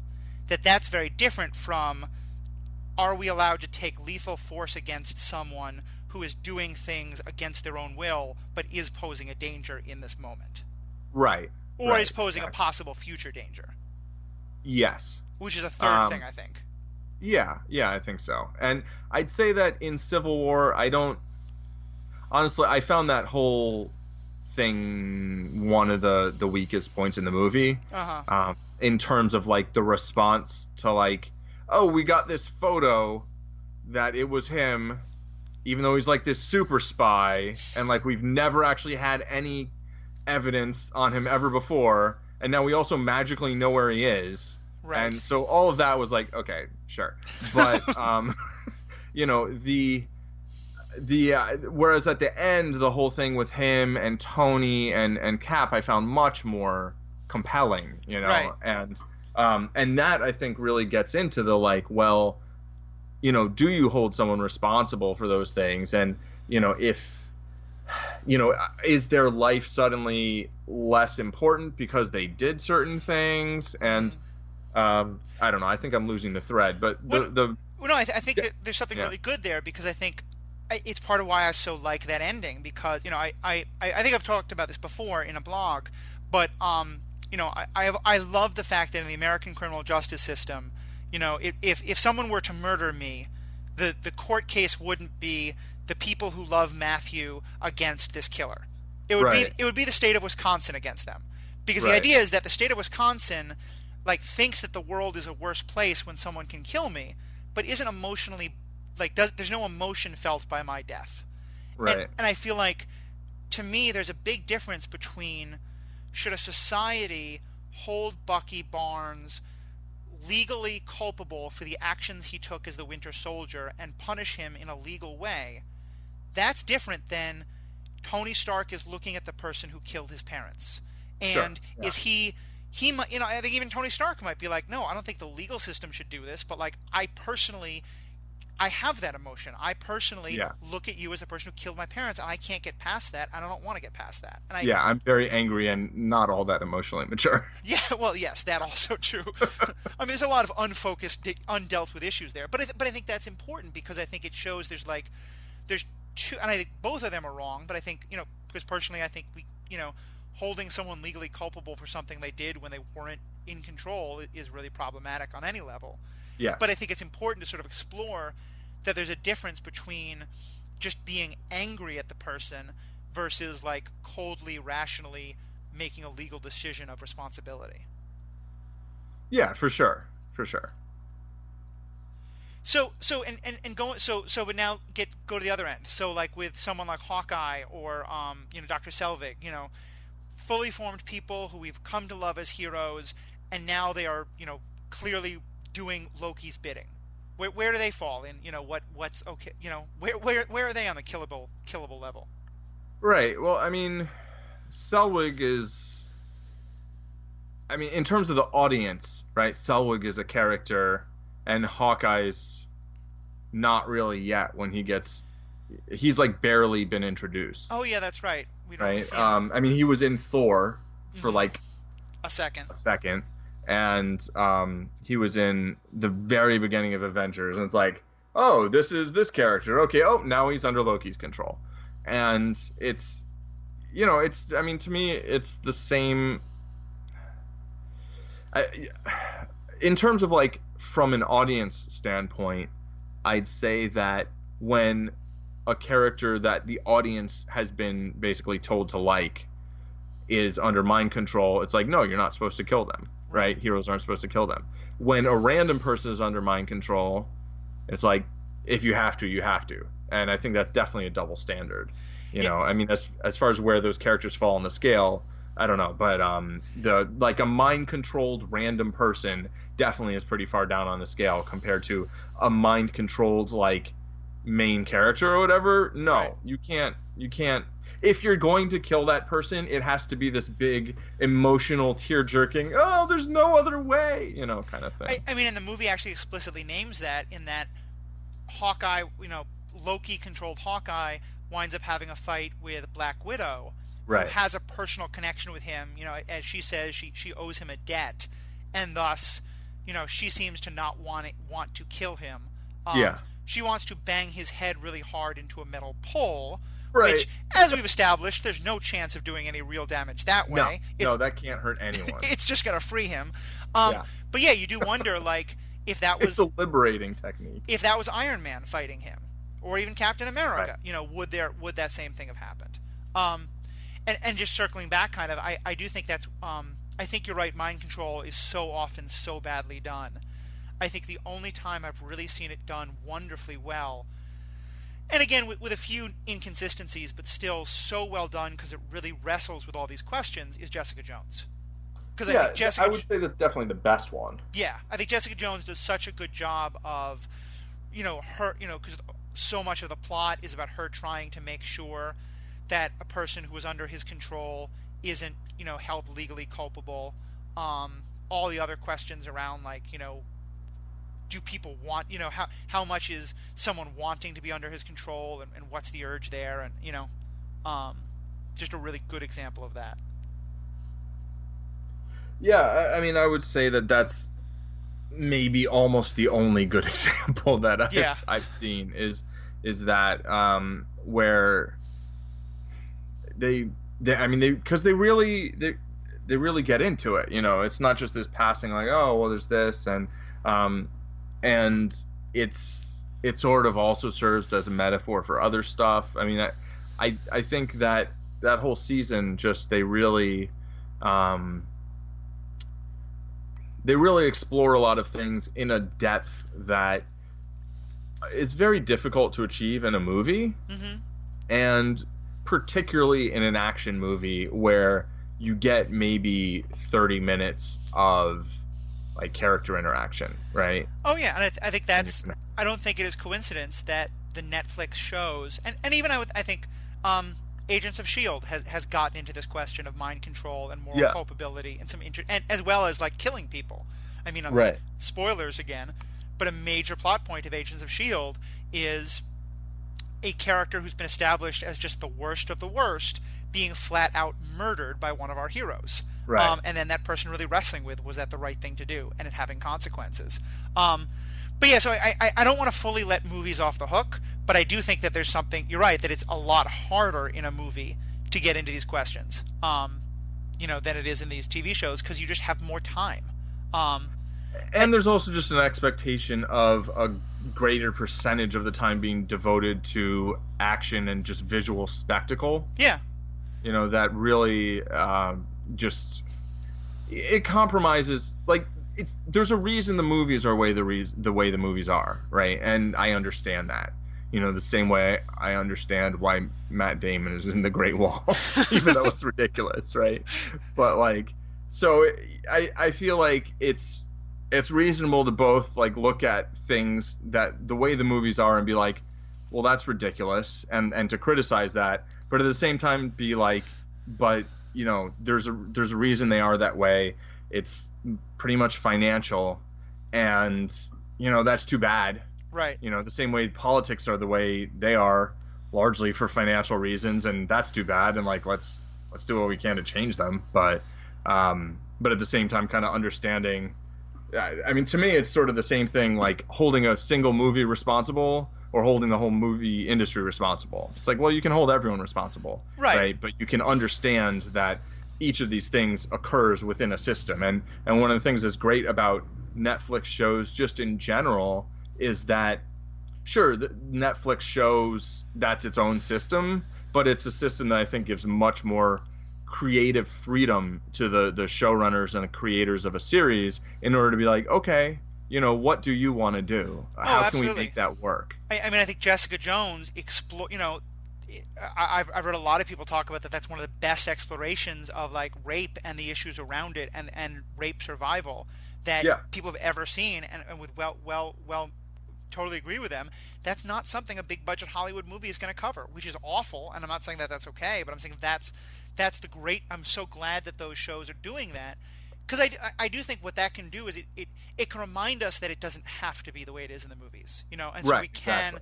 like, I do think it's harder, but I do think it is possible to make a Captain America movie where he has some recognition of the humanity of the people he is fighting and his Hmm. I mean, even I think Civil War did that a little bit, not very much, but at least made some nods to that. And part of that's because there's been a lot of backstory in other movies, but still, I think there's a way in which we can expect more from movies, and sort of as particularly as because I think the comic books certainly mostly do a good job of that. And I think that's one of the things we can do as fans is to start to say like, look, because I think the most important point here is again going to that idea of nuance. If someone were to listen to this conversation and say, clearly Hollywood wants to encourage racism by telling us that that by showing Right. characters killing people, Hollywood is rubbing its hands and twirling its mustache. In my favorite metaphor for villainy, to Yeah, yeah. to say that. By the way, does Zack Snyder have a mustache? Because he really should. And Oh, anyway, you're just like, all right, we're almost at 2 hours. I need to get Haven't mentioned Zack Snyder. I need How to am I get gonna? Okay, need to get I my felt Zack. that felt a little forced, but no, I don't. It I was haven't seen him with one. it felt almost like something from a Zack Snyder movie, like that Oh, forced. Ah, see, horror. I got a better one in, but It's cold. the point being, I don't think you can say Hollywood is just perfect. Is happily encouraging racism because that's what it wants to do. But I think No, it wants to make money. right. But what Hollywood is doing is saying the way to make money is also generating a lot of. It is planting subconsciously the idea that, or helping to continue the idea, which has already been planted by so many other things, that Yeah. some lives matter and some lives don't, based on all of these different factors. And if it makes us money, we're not going to worry about that. And I think that's that. And to me, that's the not that this I want to sort of have a point to this episode, but I think to me that's where I wind up at this discussion is sort of that recognition of, this isn't being done intentionally, but still it's problematic, and it's important for us to like listen to talk about that and think about it and think about how it can be better. Yeah, it perpetuates something that's already a problem, basically, and that's too bad. And I think by talking about it and maybe making films ourselves, we can try to not perpetuate it. And there are I mean, I think Luke Cage being a series that's great. Yeah. Like there's a chance that will have a very positive effect, in these regards. But maybe it won't. Maybe they'll screw it up, and I'm sure they'll find their own ways of kind of sort of having some sort of a hierarchy of like who matters more than whom. Yep. But maybe not so much, but at the same time, like it won't you know it won't be the same one that we've generally been seeing all the time. And I think that's good, and the progress I don't think comes like in everything just suddenly changes because people don't see Doctor Strange because it doesn't have a Tibetan ancient one. I think Right. progress happens gradually, generally as new filmmakers come into the fold and get power and get to make big things, and sometimes as older filmmakers make new stuff with a new eye. And I think it's both. I mean, I'm probably not going to see Doctor Strange because of that, and I don't think that losing my $12 is going to be what changes Hollywood. I don't think it will. Yeah, but I think I think there's a possibility that a lot of people won't see it. I think that may have some effect. I think that's extremely optimistic, but have at it. It is quite possibly true. So let me ask a last question, and I actually would ask this not only of you but of our listeners. And anything that we've talked about that you're interested in, you want to comment on, You can tweet at us at Superhero Ethics, and Paul will give his information in a second, but I'm going to make sure he can follow that one as well. You can tweet at us there. You can go to Facebook page Superhero Ethics. There'll be a post about this episode. Tell us what you think. Tell us, what we got right, what we got wrong. What are the issues you see around heroes killing and when that happens. But in particular, I would love it if you know examples of this. And Paul, I'm going to ask you as well. Can you think of a time where there's a team-up movie like the Avengers or X-Men or something like that, where different characters seem to have different scales of who can be killed, and they argue about that? And I don't mean the Punisher versus Daredevil, where it's just, can you kill people in general? But I mean where one person's like, drug dealers, those are the one people who like, I'm okay killing. And someone else is like, no, drug dealers are fine, but it's zombies. Those kill it with, a time where there's that kind of, where there's an exploration of the idea that these scales are subjective. Civil War? Huh. How so? Well, so first of all, in the comics, there's, the general whole setup is basically how, what should superheroes be doing? How, should they be regulated? Yada, yada, yada. But there's a spot where I think the Thunderbolts or whatever, the ones who are working with the government, have already killed someone on like Team Cap, right? Uh-huh. And Team Cap is obviously mad, and they're like, well, we have to go rescue all these heroes from prison. And then Punisher shows up, and he's like, I'm going to help you, blah, blah, blah. I know all this information, yada, yada, yada. And then he's like, wait, you have a villain here? Boom. And he like shoots them. God. And Cap's like, no. Thanks, Frank. Bye-bye. So, and I mean, of course it's Punisher, Right. I can't really think of examples of, outside of like Daredevil and Elektra, or Daredevil and Punisher. Right. And in both of those, to me, that's there's a lot. But there's a lot of cases where Daredevil or Batman, like one character says, "Don't kill anyone," and the one person says. And I'm more thinking of, is there anyone where there's some where both characters are acknowledging that they think some people are killable and others aren't, but they disagree on who is killable. Dexter. Oh yeah, that's actually. that's not a superhero story, but it's a great example. It kind of is. He's a vigilante. He is legitimately a vigilante. Right. And he has a code. He has a code, and he encounters some people who are also serial killers who do not have a code, or sometimes, at least in one case, kind of have a code, but like not exactly, Right. And so I think there are people who have different codes really than his. Interesting. There are people who have different codes than his. Exactly. To some extent, like when he deals with crooked cops, that's another great example of where, like, those are, getting back to where we really started, of the person outside the law who's breaking the law and the person inside the law who's breaking the law. Both of them are killing people. Yeah. So clearly, Dexter is the most morally advanced of all of these properties. That's the yes. That's where best superhero show, except for the last two episodes. Those are. Well, we speak not of those. Really I would push that Burn Notice is the best show, but that's Michael Weston as a superhero. You know what? No, I'd say Super Spy. But really, Sam Axe is the superhero. He and Sam Axe actually have, and him, Sam Axe, and Fiona discuss like who they can kill. That's actually that's a conversation that happens. So maybe it doesn't happen so much in superhero things. I'd like to see it more. Batman and Alfred talk about stuff like that, right. And in the Justice League animated show, they say, they definitely, yes, the Justice League animated show where the Justice League and the Justice Lords basically, Batman and Batman have a conversation about like using lethal force and oh sure, but how to stuff like that. But to clarify a little, that's still a case where we, the audience, see one as the good guy and another as the bad guy. Yeah, I think Burn Notice, which again is kind of off track, but I think is a great show and so perfect for this. It is kind of exactly what I'm getting at, because they're three of our heroes are having this debate, and they all have different ways of rank.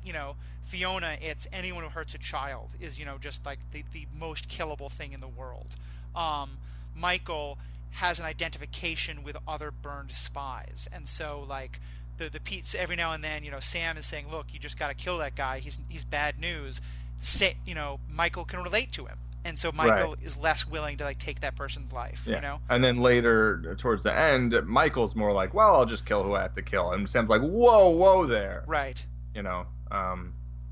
Great So show. yeah, I'd say that's actually, yeah. Yeah. All right, so kind of wrapping up, an hour after I'd hoped to wrap up, but it's been a great conversation. Any kind of last points you want to make to kind of close this out on? Let's see. I covered that I'd kill everyone I ever knew in order to survive and eat them. So no. Superman and the Wolves. By the way, Wait, did I talk about that? pro tip, going mountain hiking in dangerous terrain with Paul only is probably not a good idea. Yeah. Well, I mean, I'm not much of a mountain climber either, so There we go. yeah. Like these sort of like deserted island situations, I don't really see them as happening in my future. But anyway, yeah. you were saying. So I'll just close on this. There's an episode where Superman of the Justice League animated series, basically Superman's alone in somewhere else, and there's all these wolves that are trying to kill him, and he doesn't have his powers. And like one of the wolves is like the red wolf, so like he's like the leader or the bad guy or whatever, or she, I guess, I don't know. But so that wolf attacks him, and then it cuts. Right, you see he has like this sword, this spear or something, and it cuts, and then we see Superman wearing like the wolf pelt and leading the other wolves, like he's now the alpha wolf because he killed the other wolf. And so, they were the enemies in this, they were his enemies here, and he was obviously just trying to survive, which, like, I don't have any philosophical problem with that, really. But, like, let's say there were a bunch of humans attacking him, and he kills one of them and then made a coat out of them. That's kind of problematic. Now, all of a sudden, we've got Silence of the Lambs, right? So, I'd just say that people see... obviously, you're not going to make coats out of humans, usually, except maybe in some kind of post-apocalyptic, crazy world. But like different life forms, obviously, are looked at differently, Yep. and that's just a little closing example. No, I think it's a really good one, and I think it's and it being on a strange planet, you could also think that like, when does an alien life form become, we draw a moral line between human and animal. Right. By we, you mean? Well, yeah, for yourself and most other humans. Most other humans, not you and others. But I think so. That question then becomes, where do we draw that line when dealing with species on an alien planet? Like right. in the in the Avengers movie, we don't just have the Chitari, we have these huge flying whale beasts. Whatever the heck they are. On the one hand, I would sort of be like, I don't really want to kill the bad guys' pets, but clearly these are beasts of war, and again, they're shown as terrifying, so we can kill them. But it becomes just, on that planet Superman's on, who know if the wolves are talking sentient creatures? Like, if you later discovered that wolves were sentient creatures on that planet, would that action now seem even more terrifying? Right. Exactly. So, well, great. Thank you again for the conversation. Looking forward to having a lot more. Tell us, Paul, a bit about how we can find you and follow up with what you're doing. You can find me at Zen Madman on Twitter, at Zen Madman, or zenmadman.com on the interwebs, where I will eventually start writing new stuff. I have the insane plan that I might currently be in the throes of by the time this podcast is released. So check that out. Cool. Well, thank you. And again, I'm Matthew. I'm at Matthew Westfox. You can follow all this stuff from the Superhero Ethics blog by going to superheroethics.com. You can also follow us on iTunes or on Twitter. And more than anything, please tell your friends about this. Get into the conversation, and mostly let us know what you think. Paul and I obviously have a lot of strong opinions about this, but we love talking about it. That's why we got into this podcast. Not just because I want to tell people what I think, but because I want to hear what you think. I want to hear your ideas. So tweet at us, post at us, let us know what you think, and thank you for taking part. Bye bye.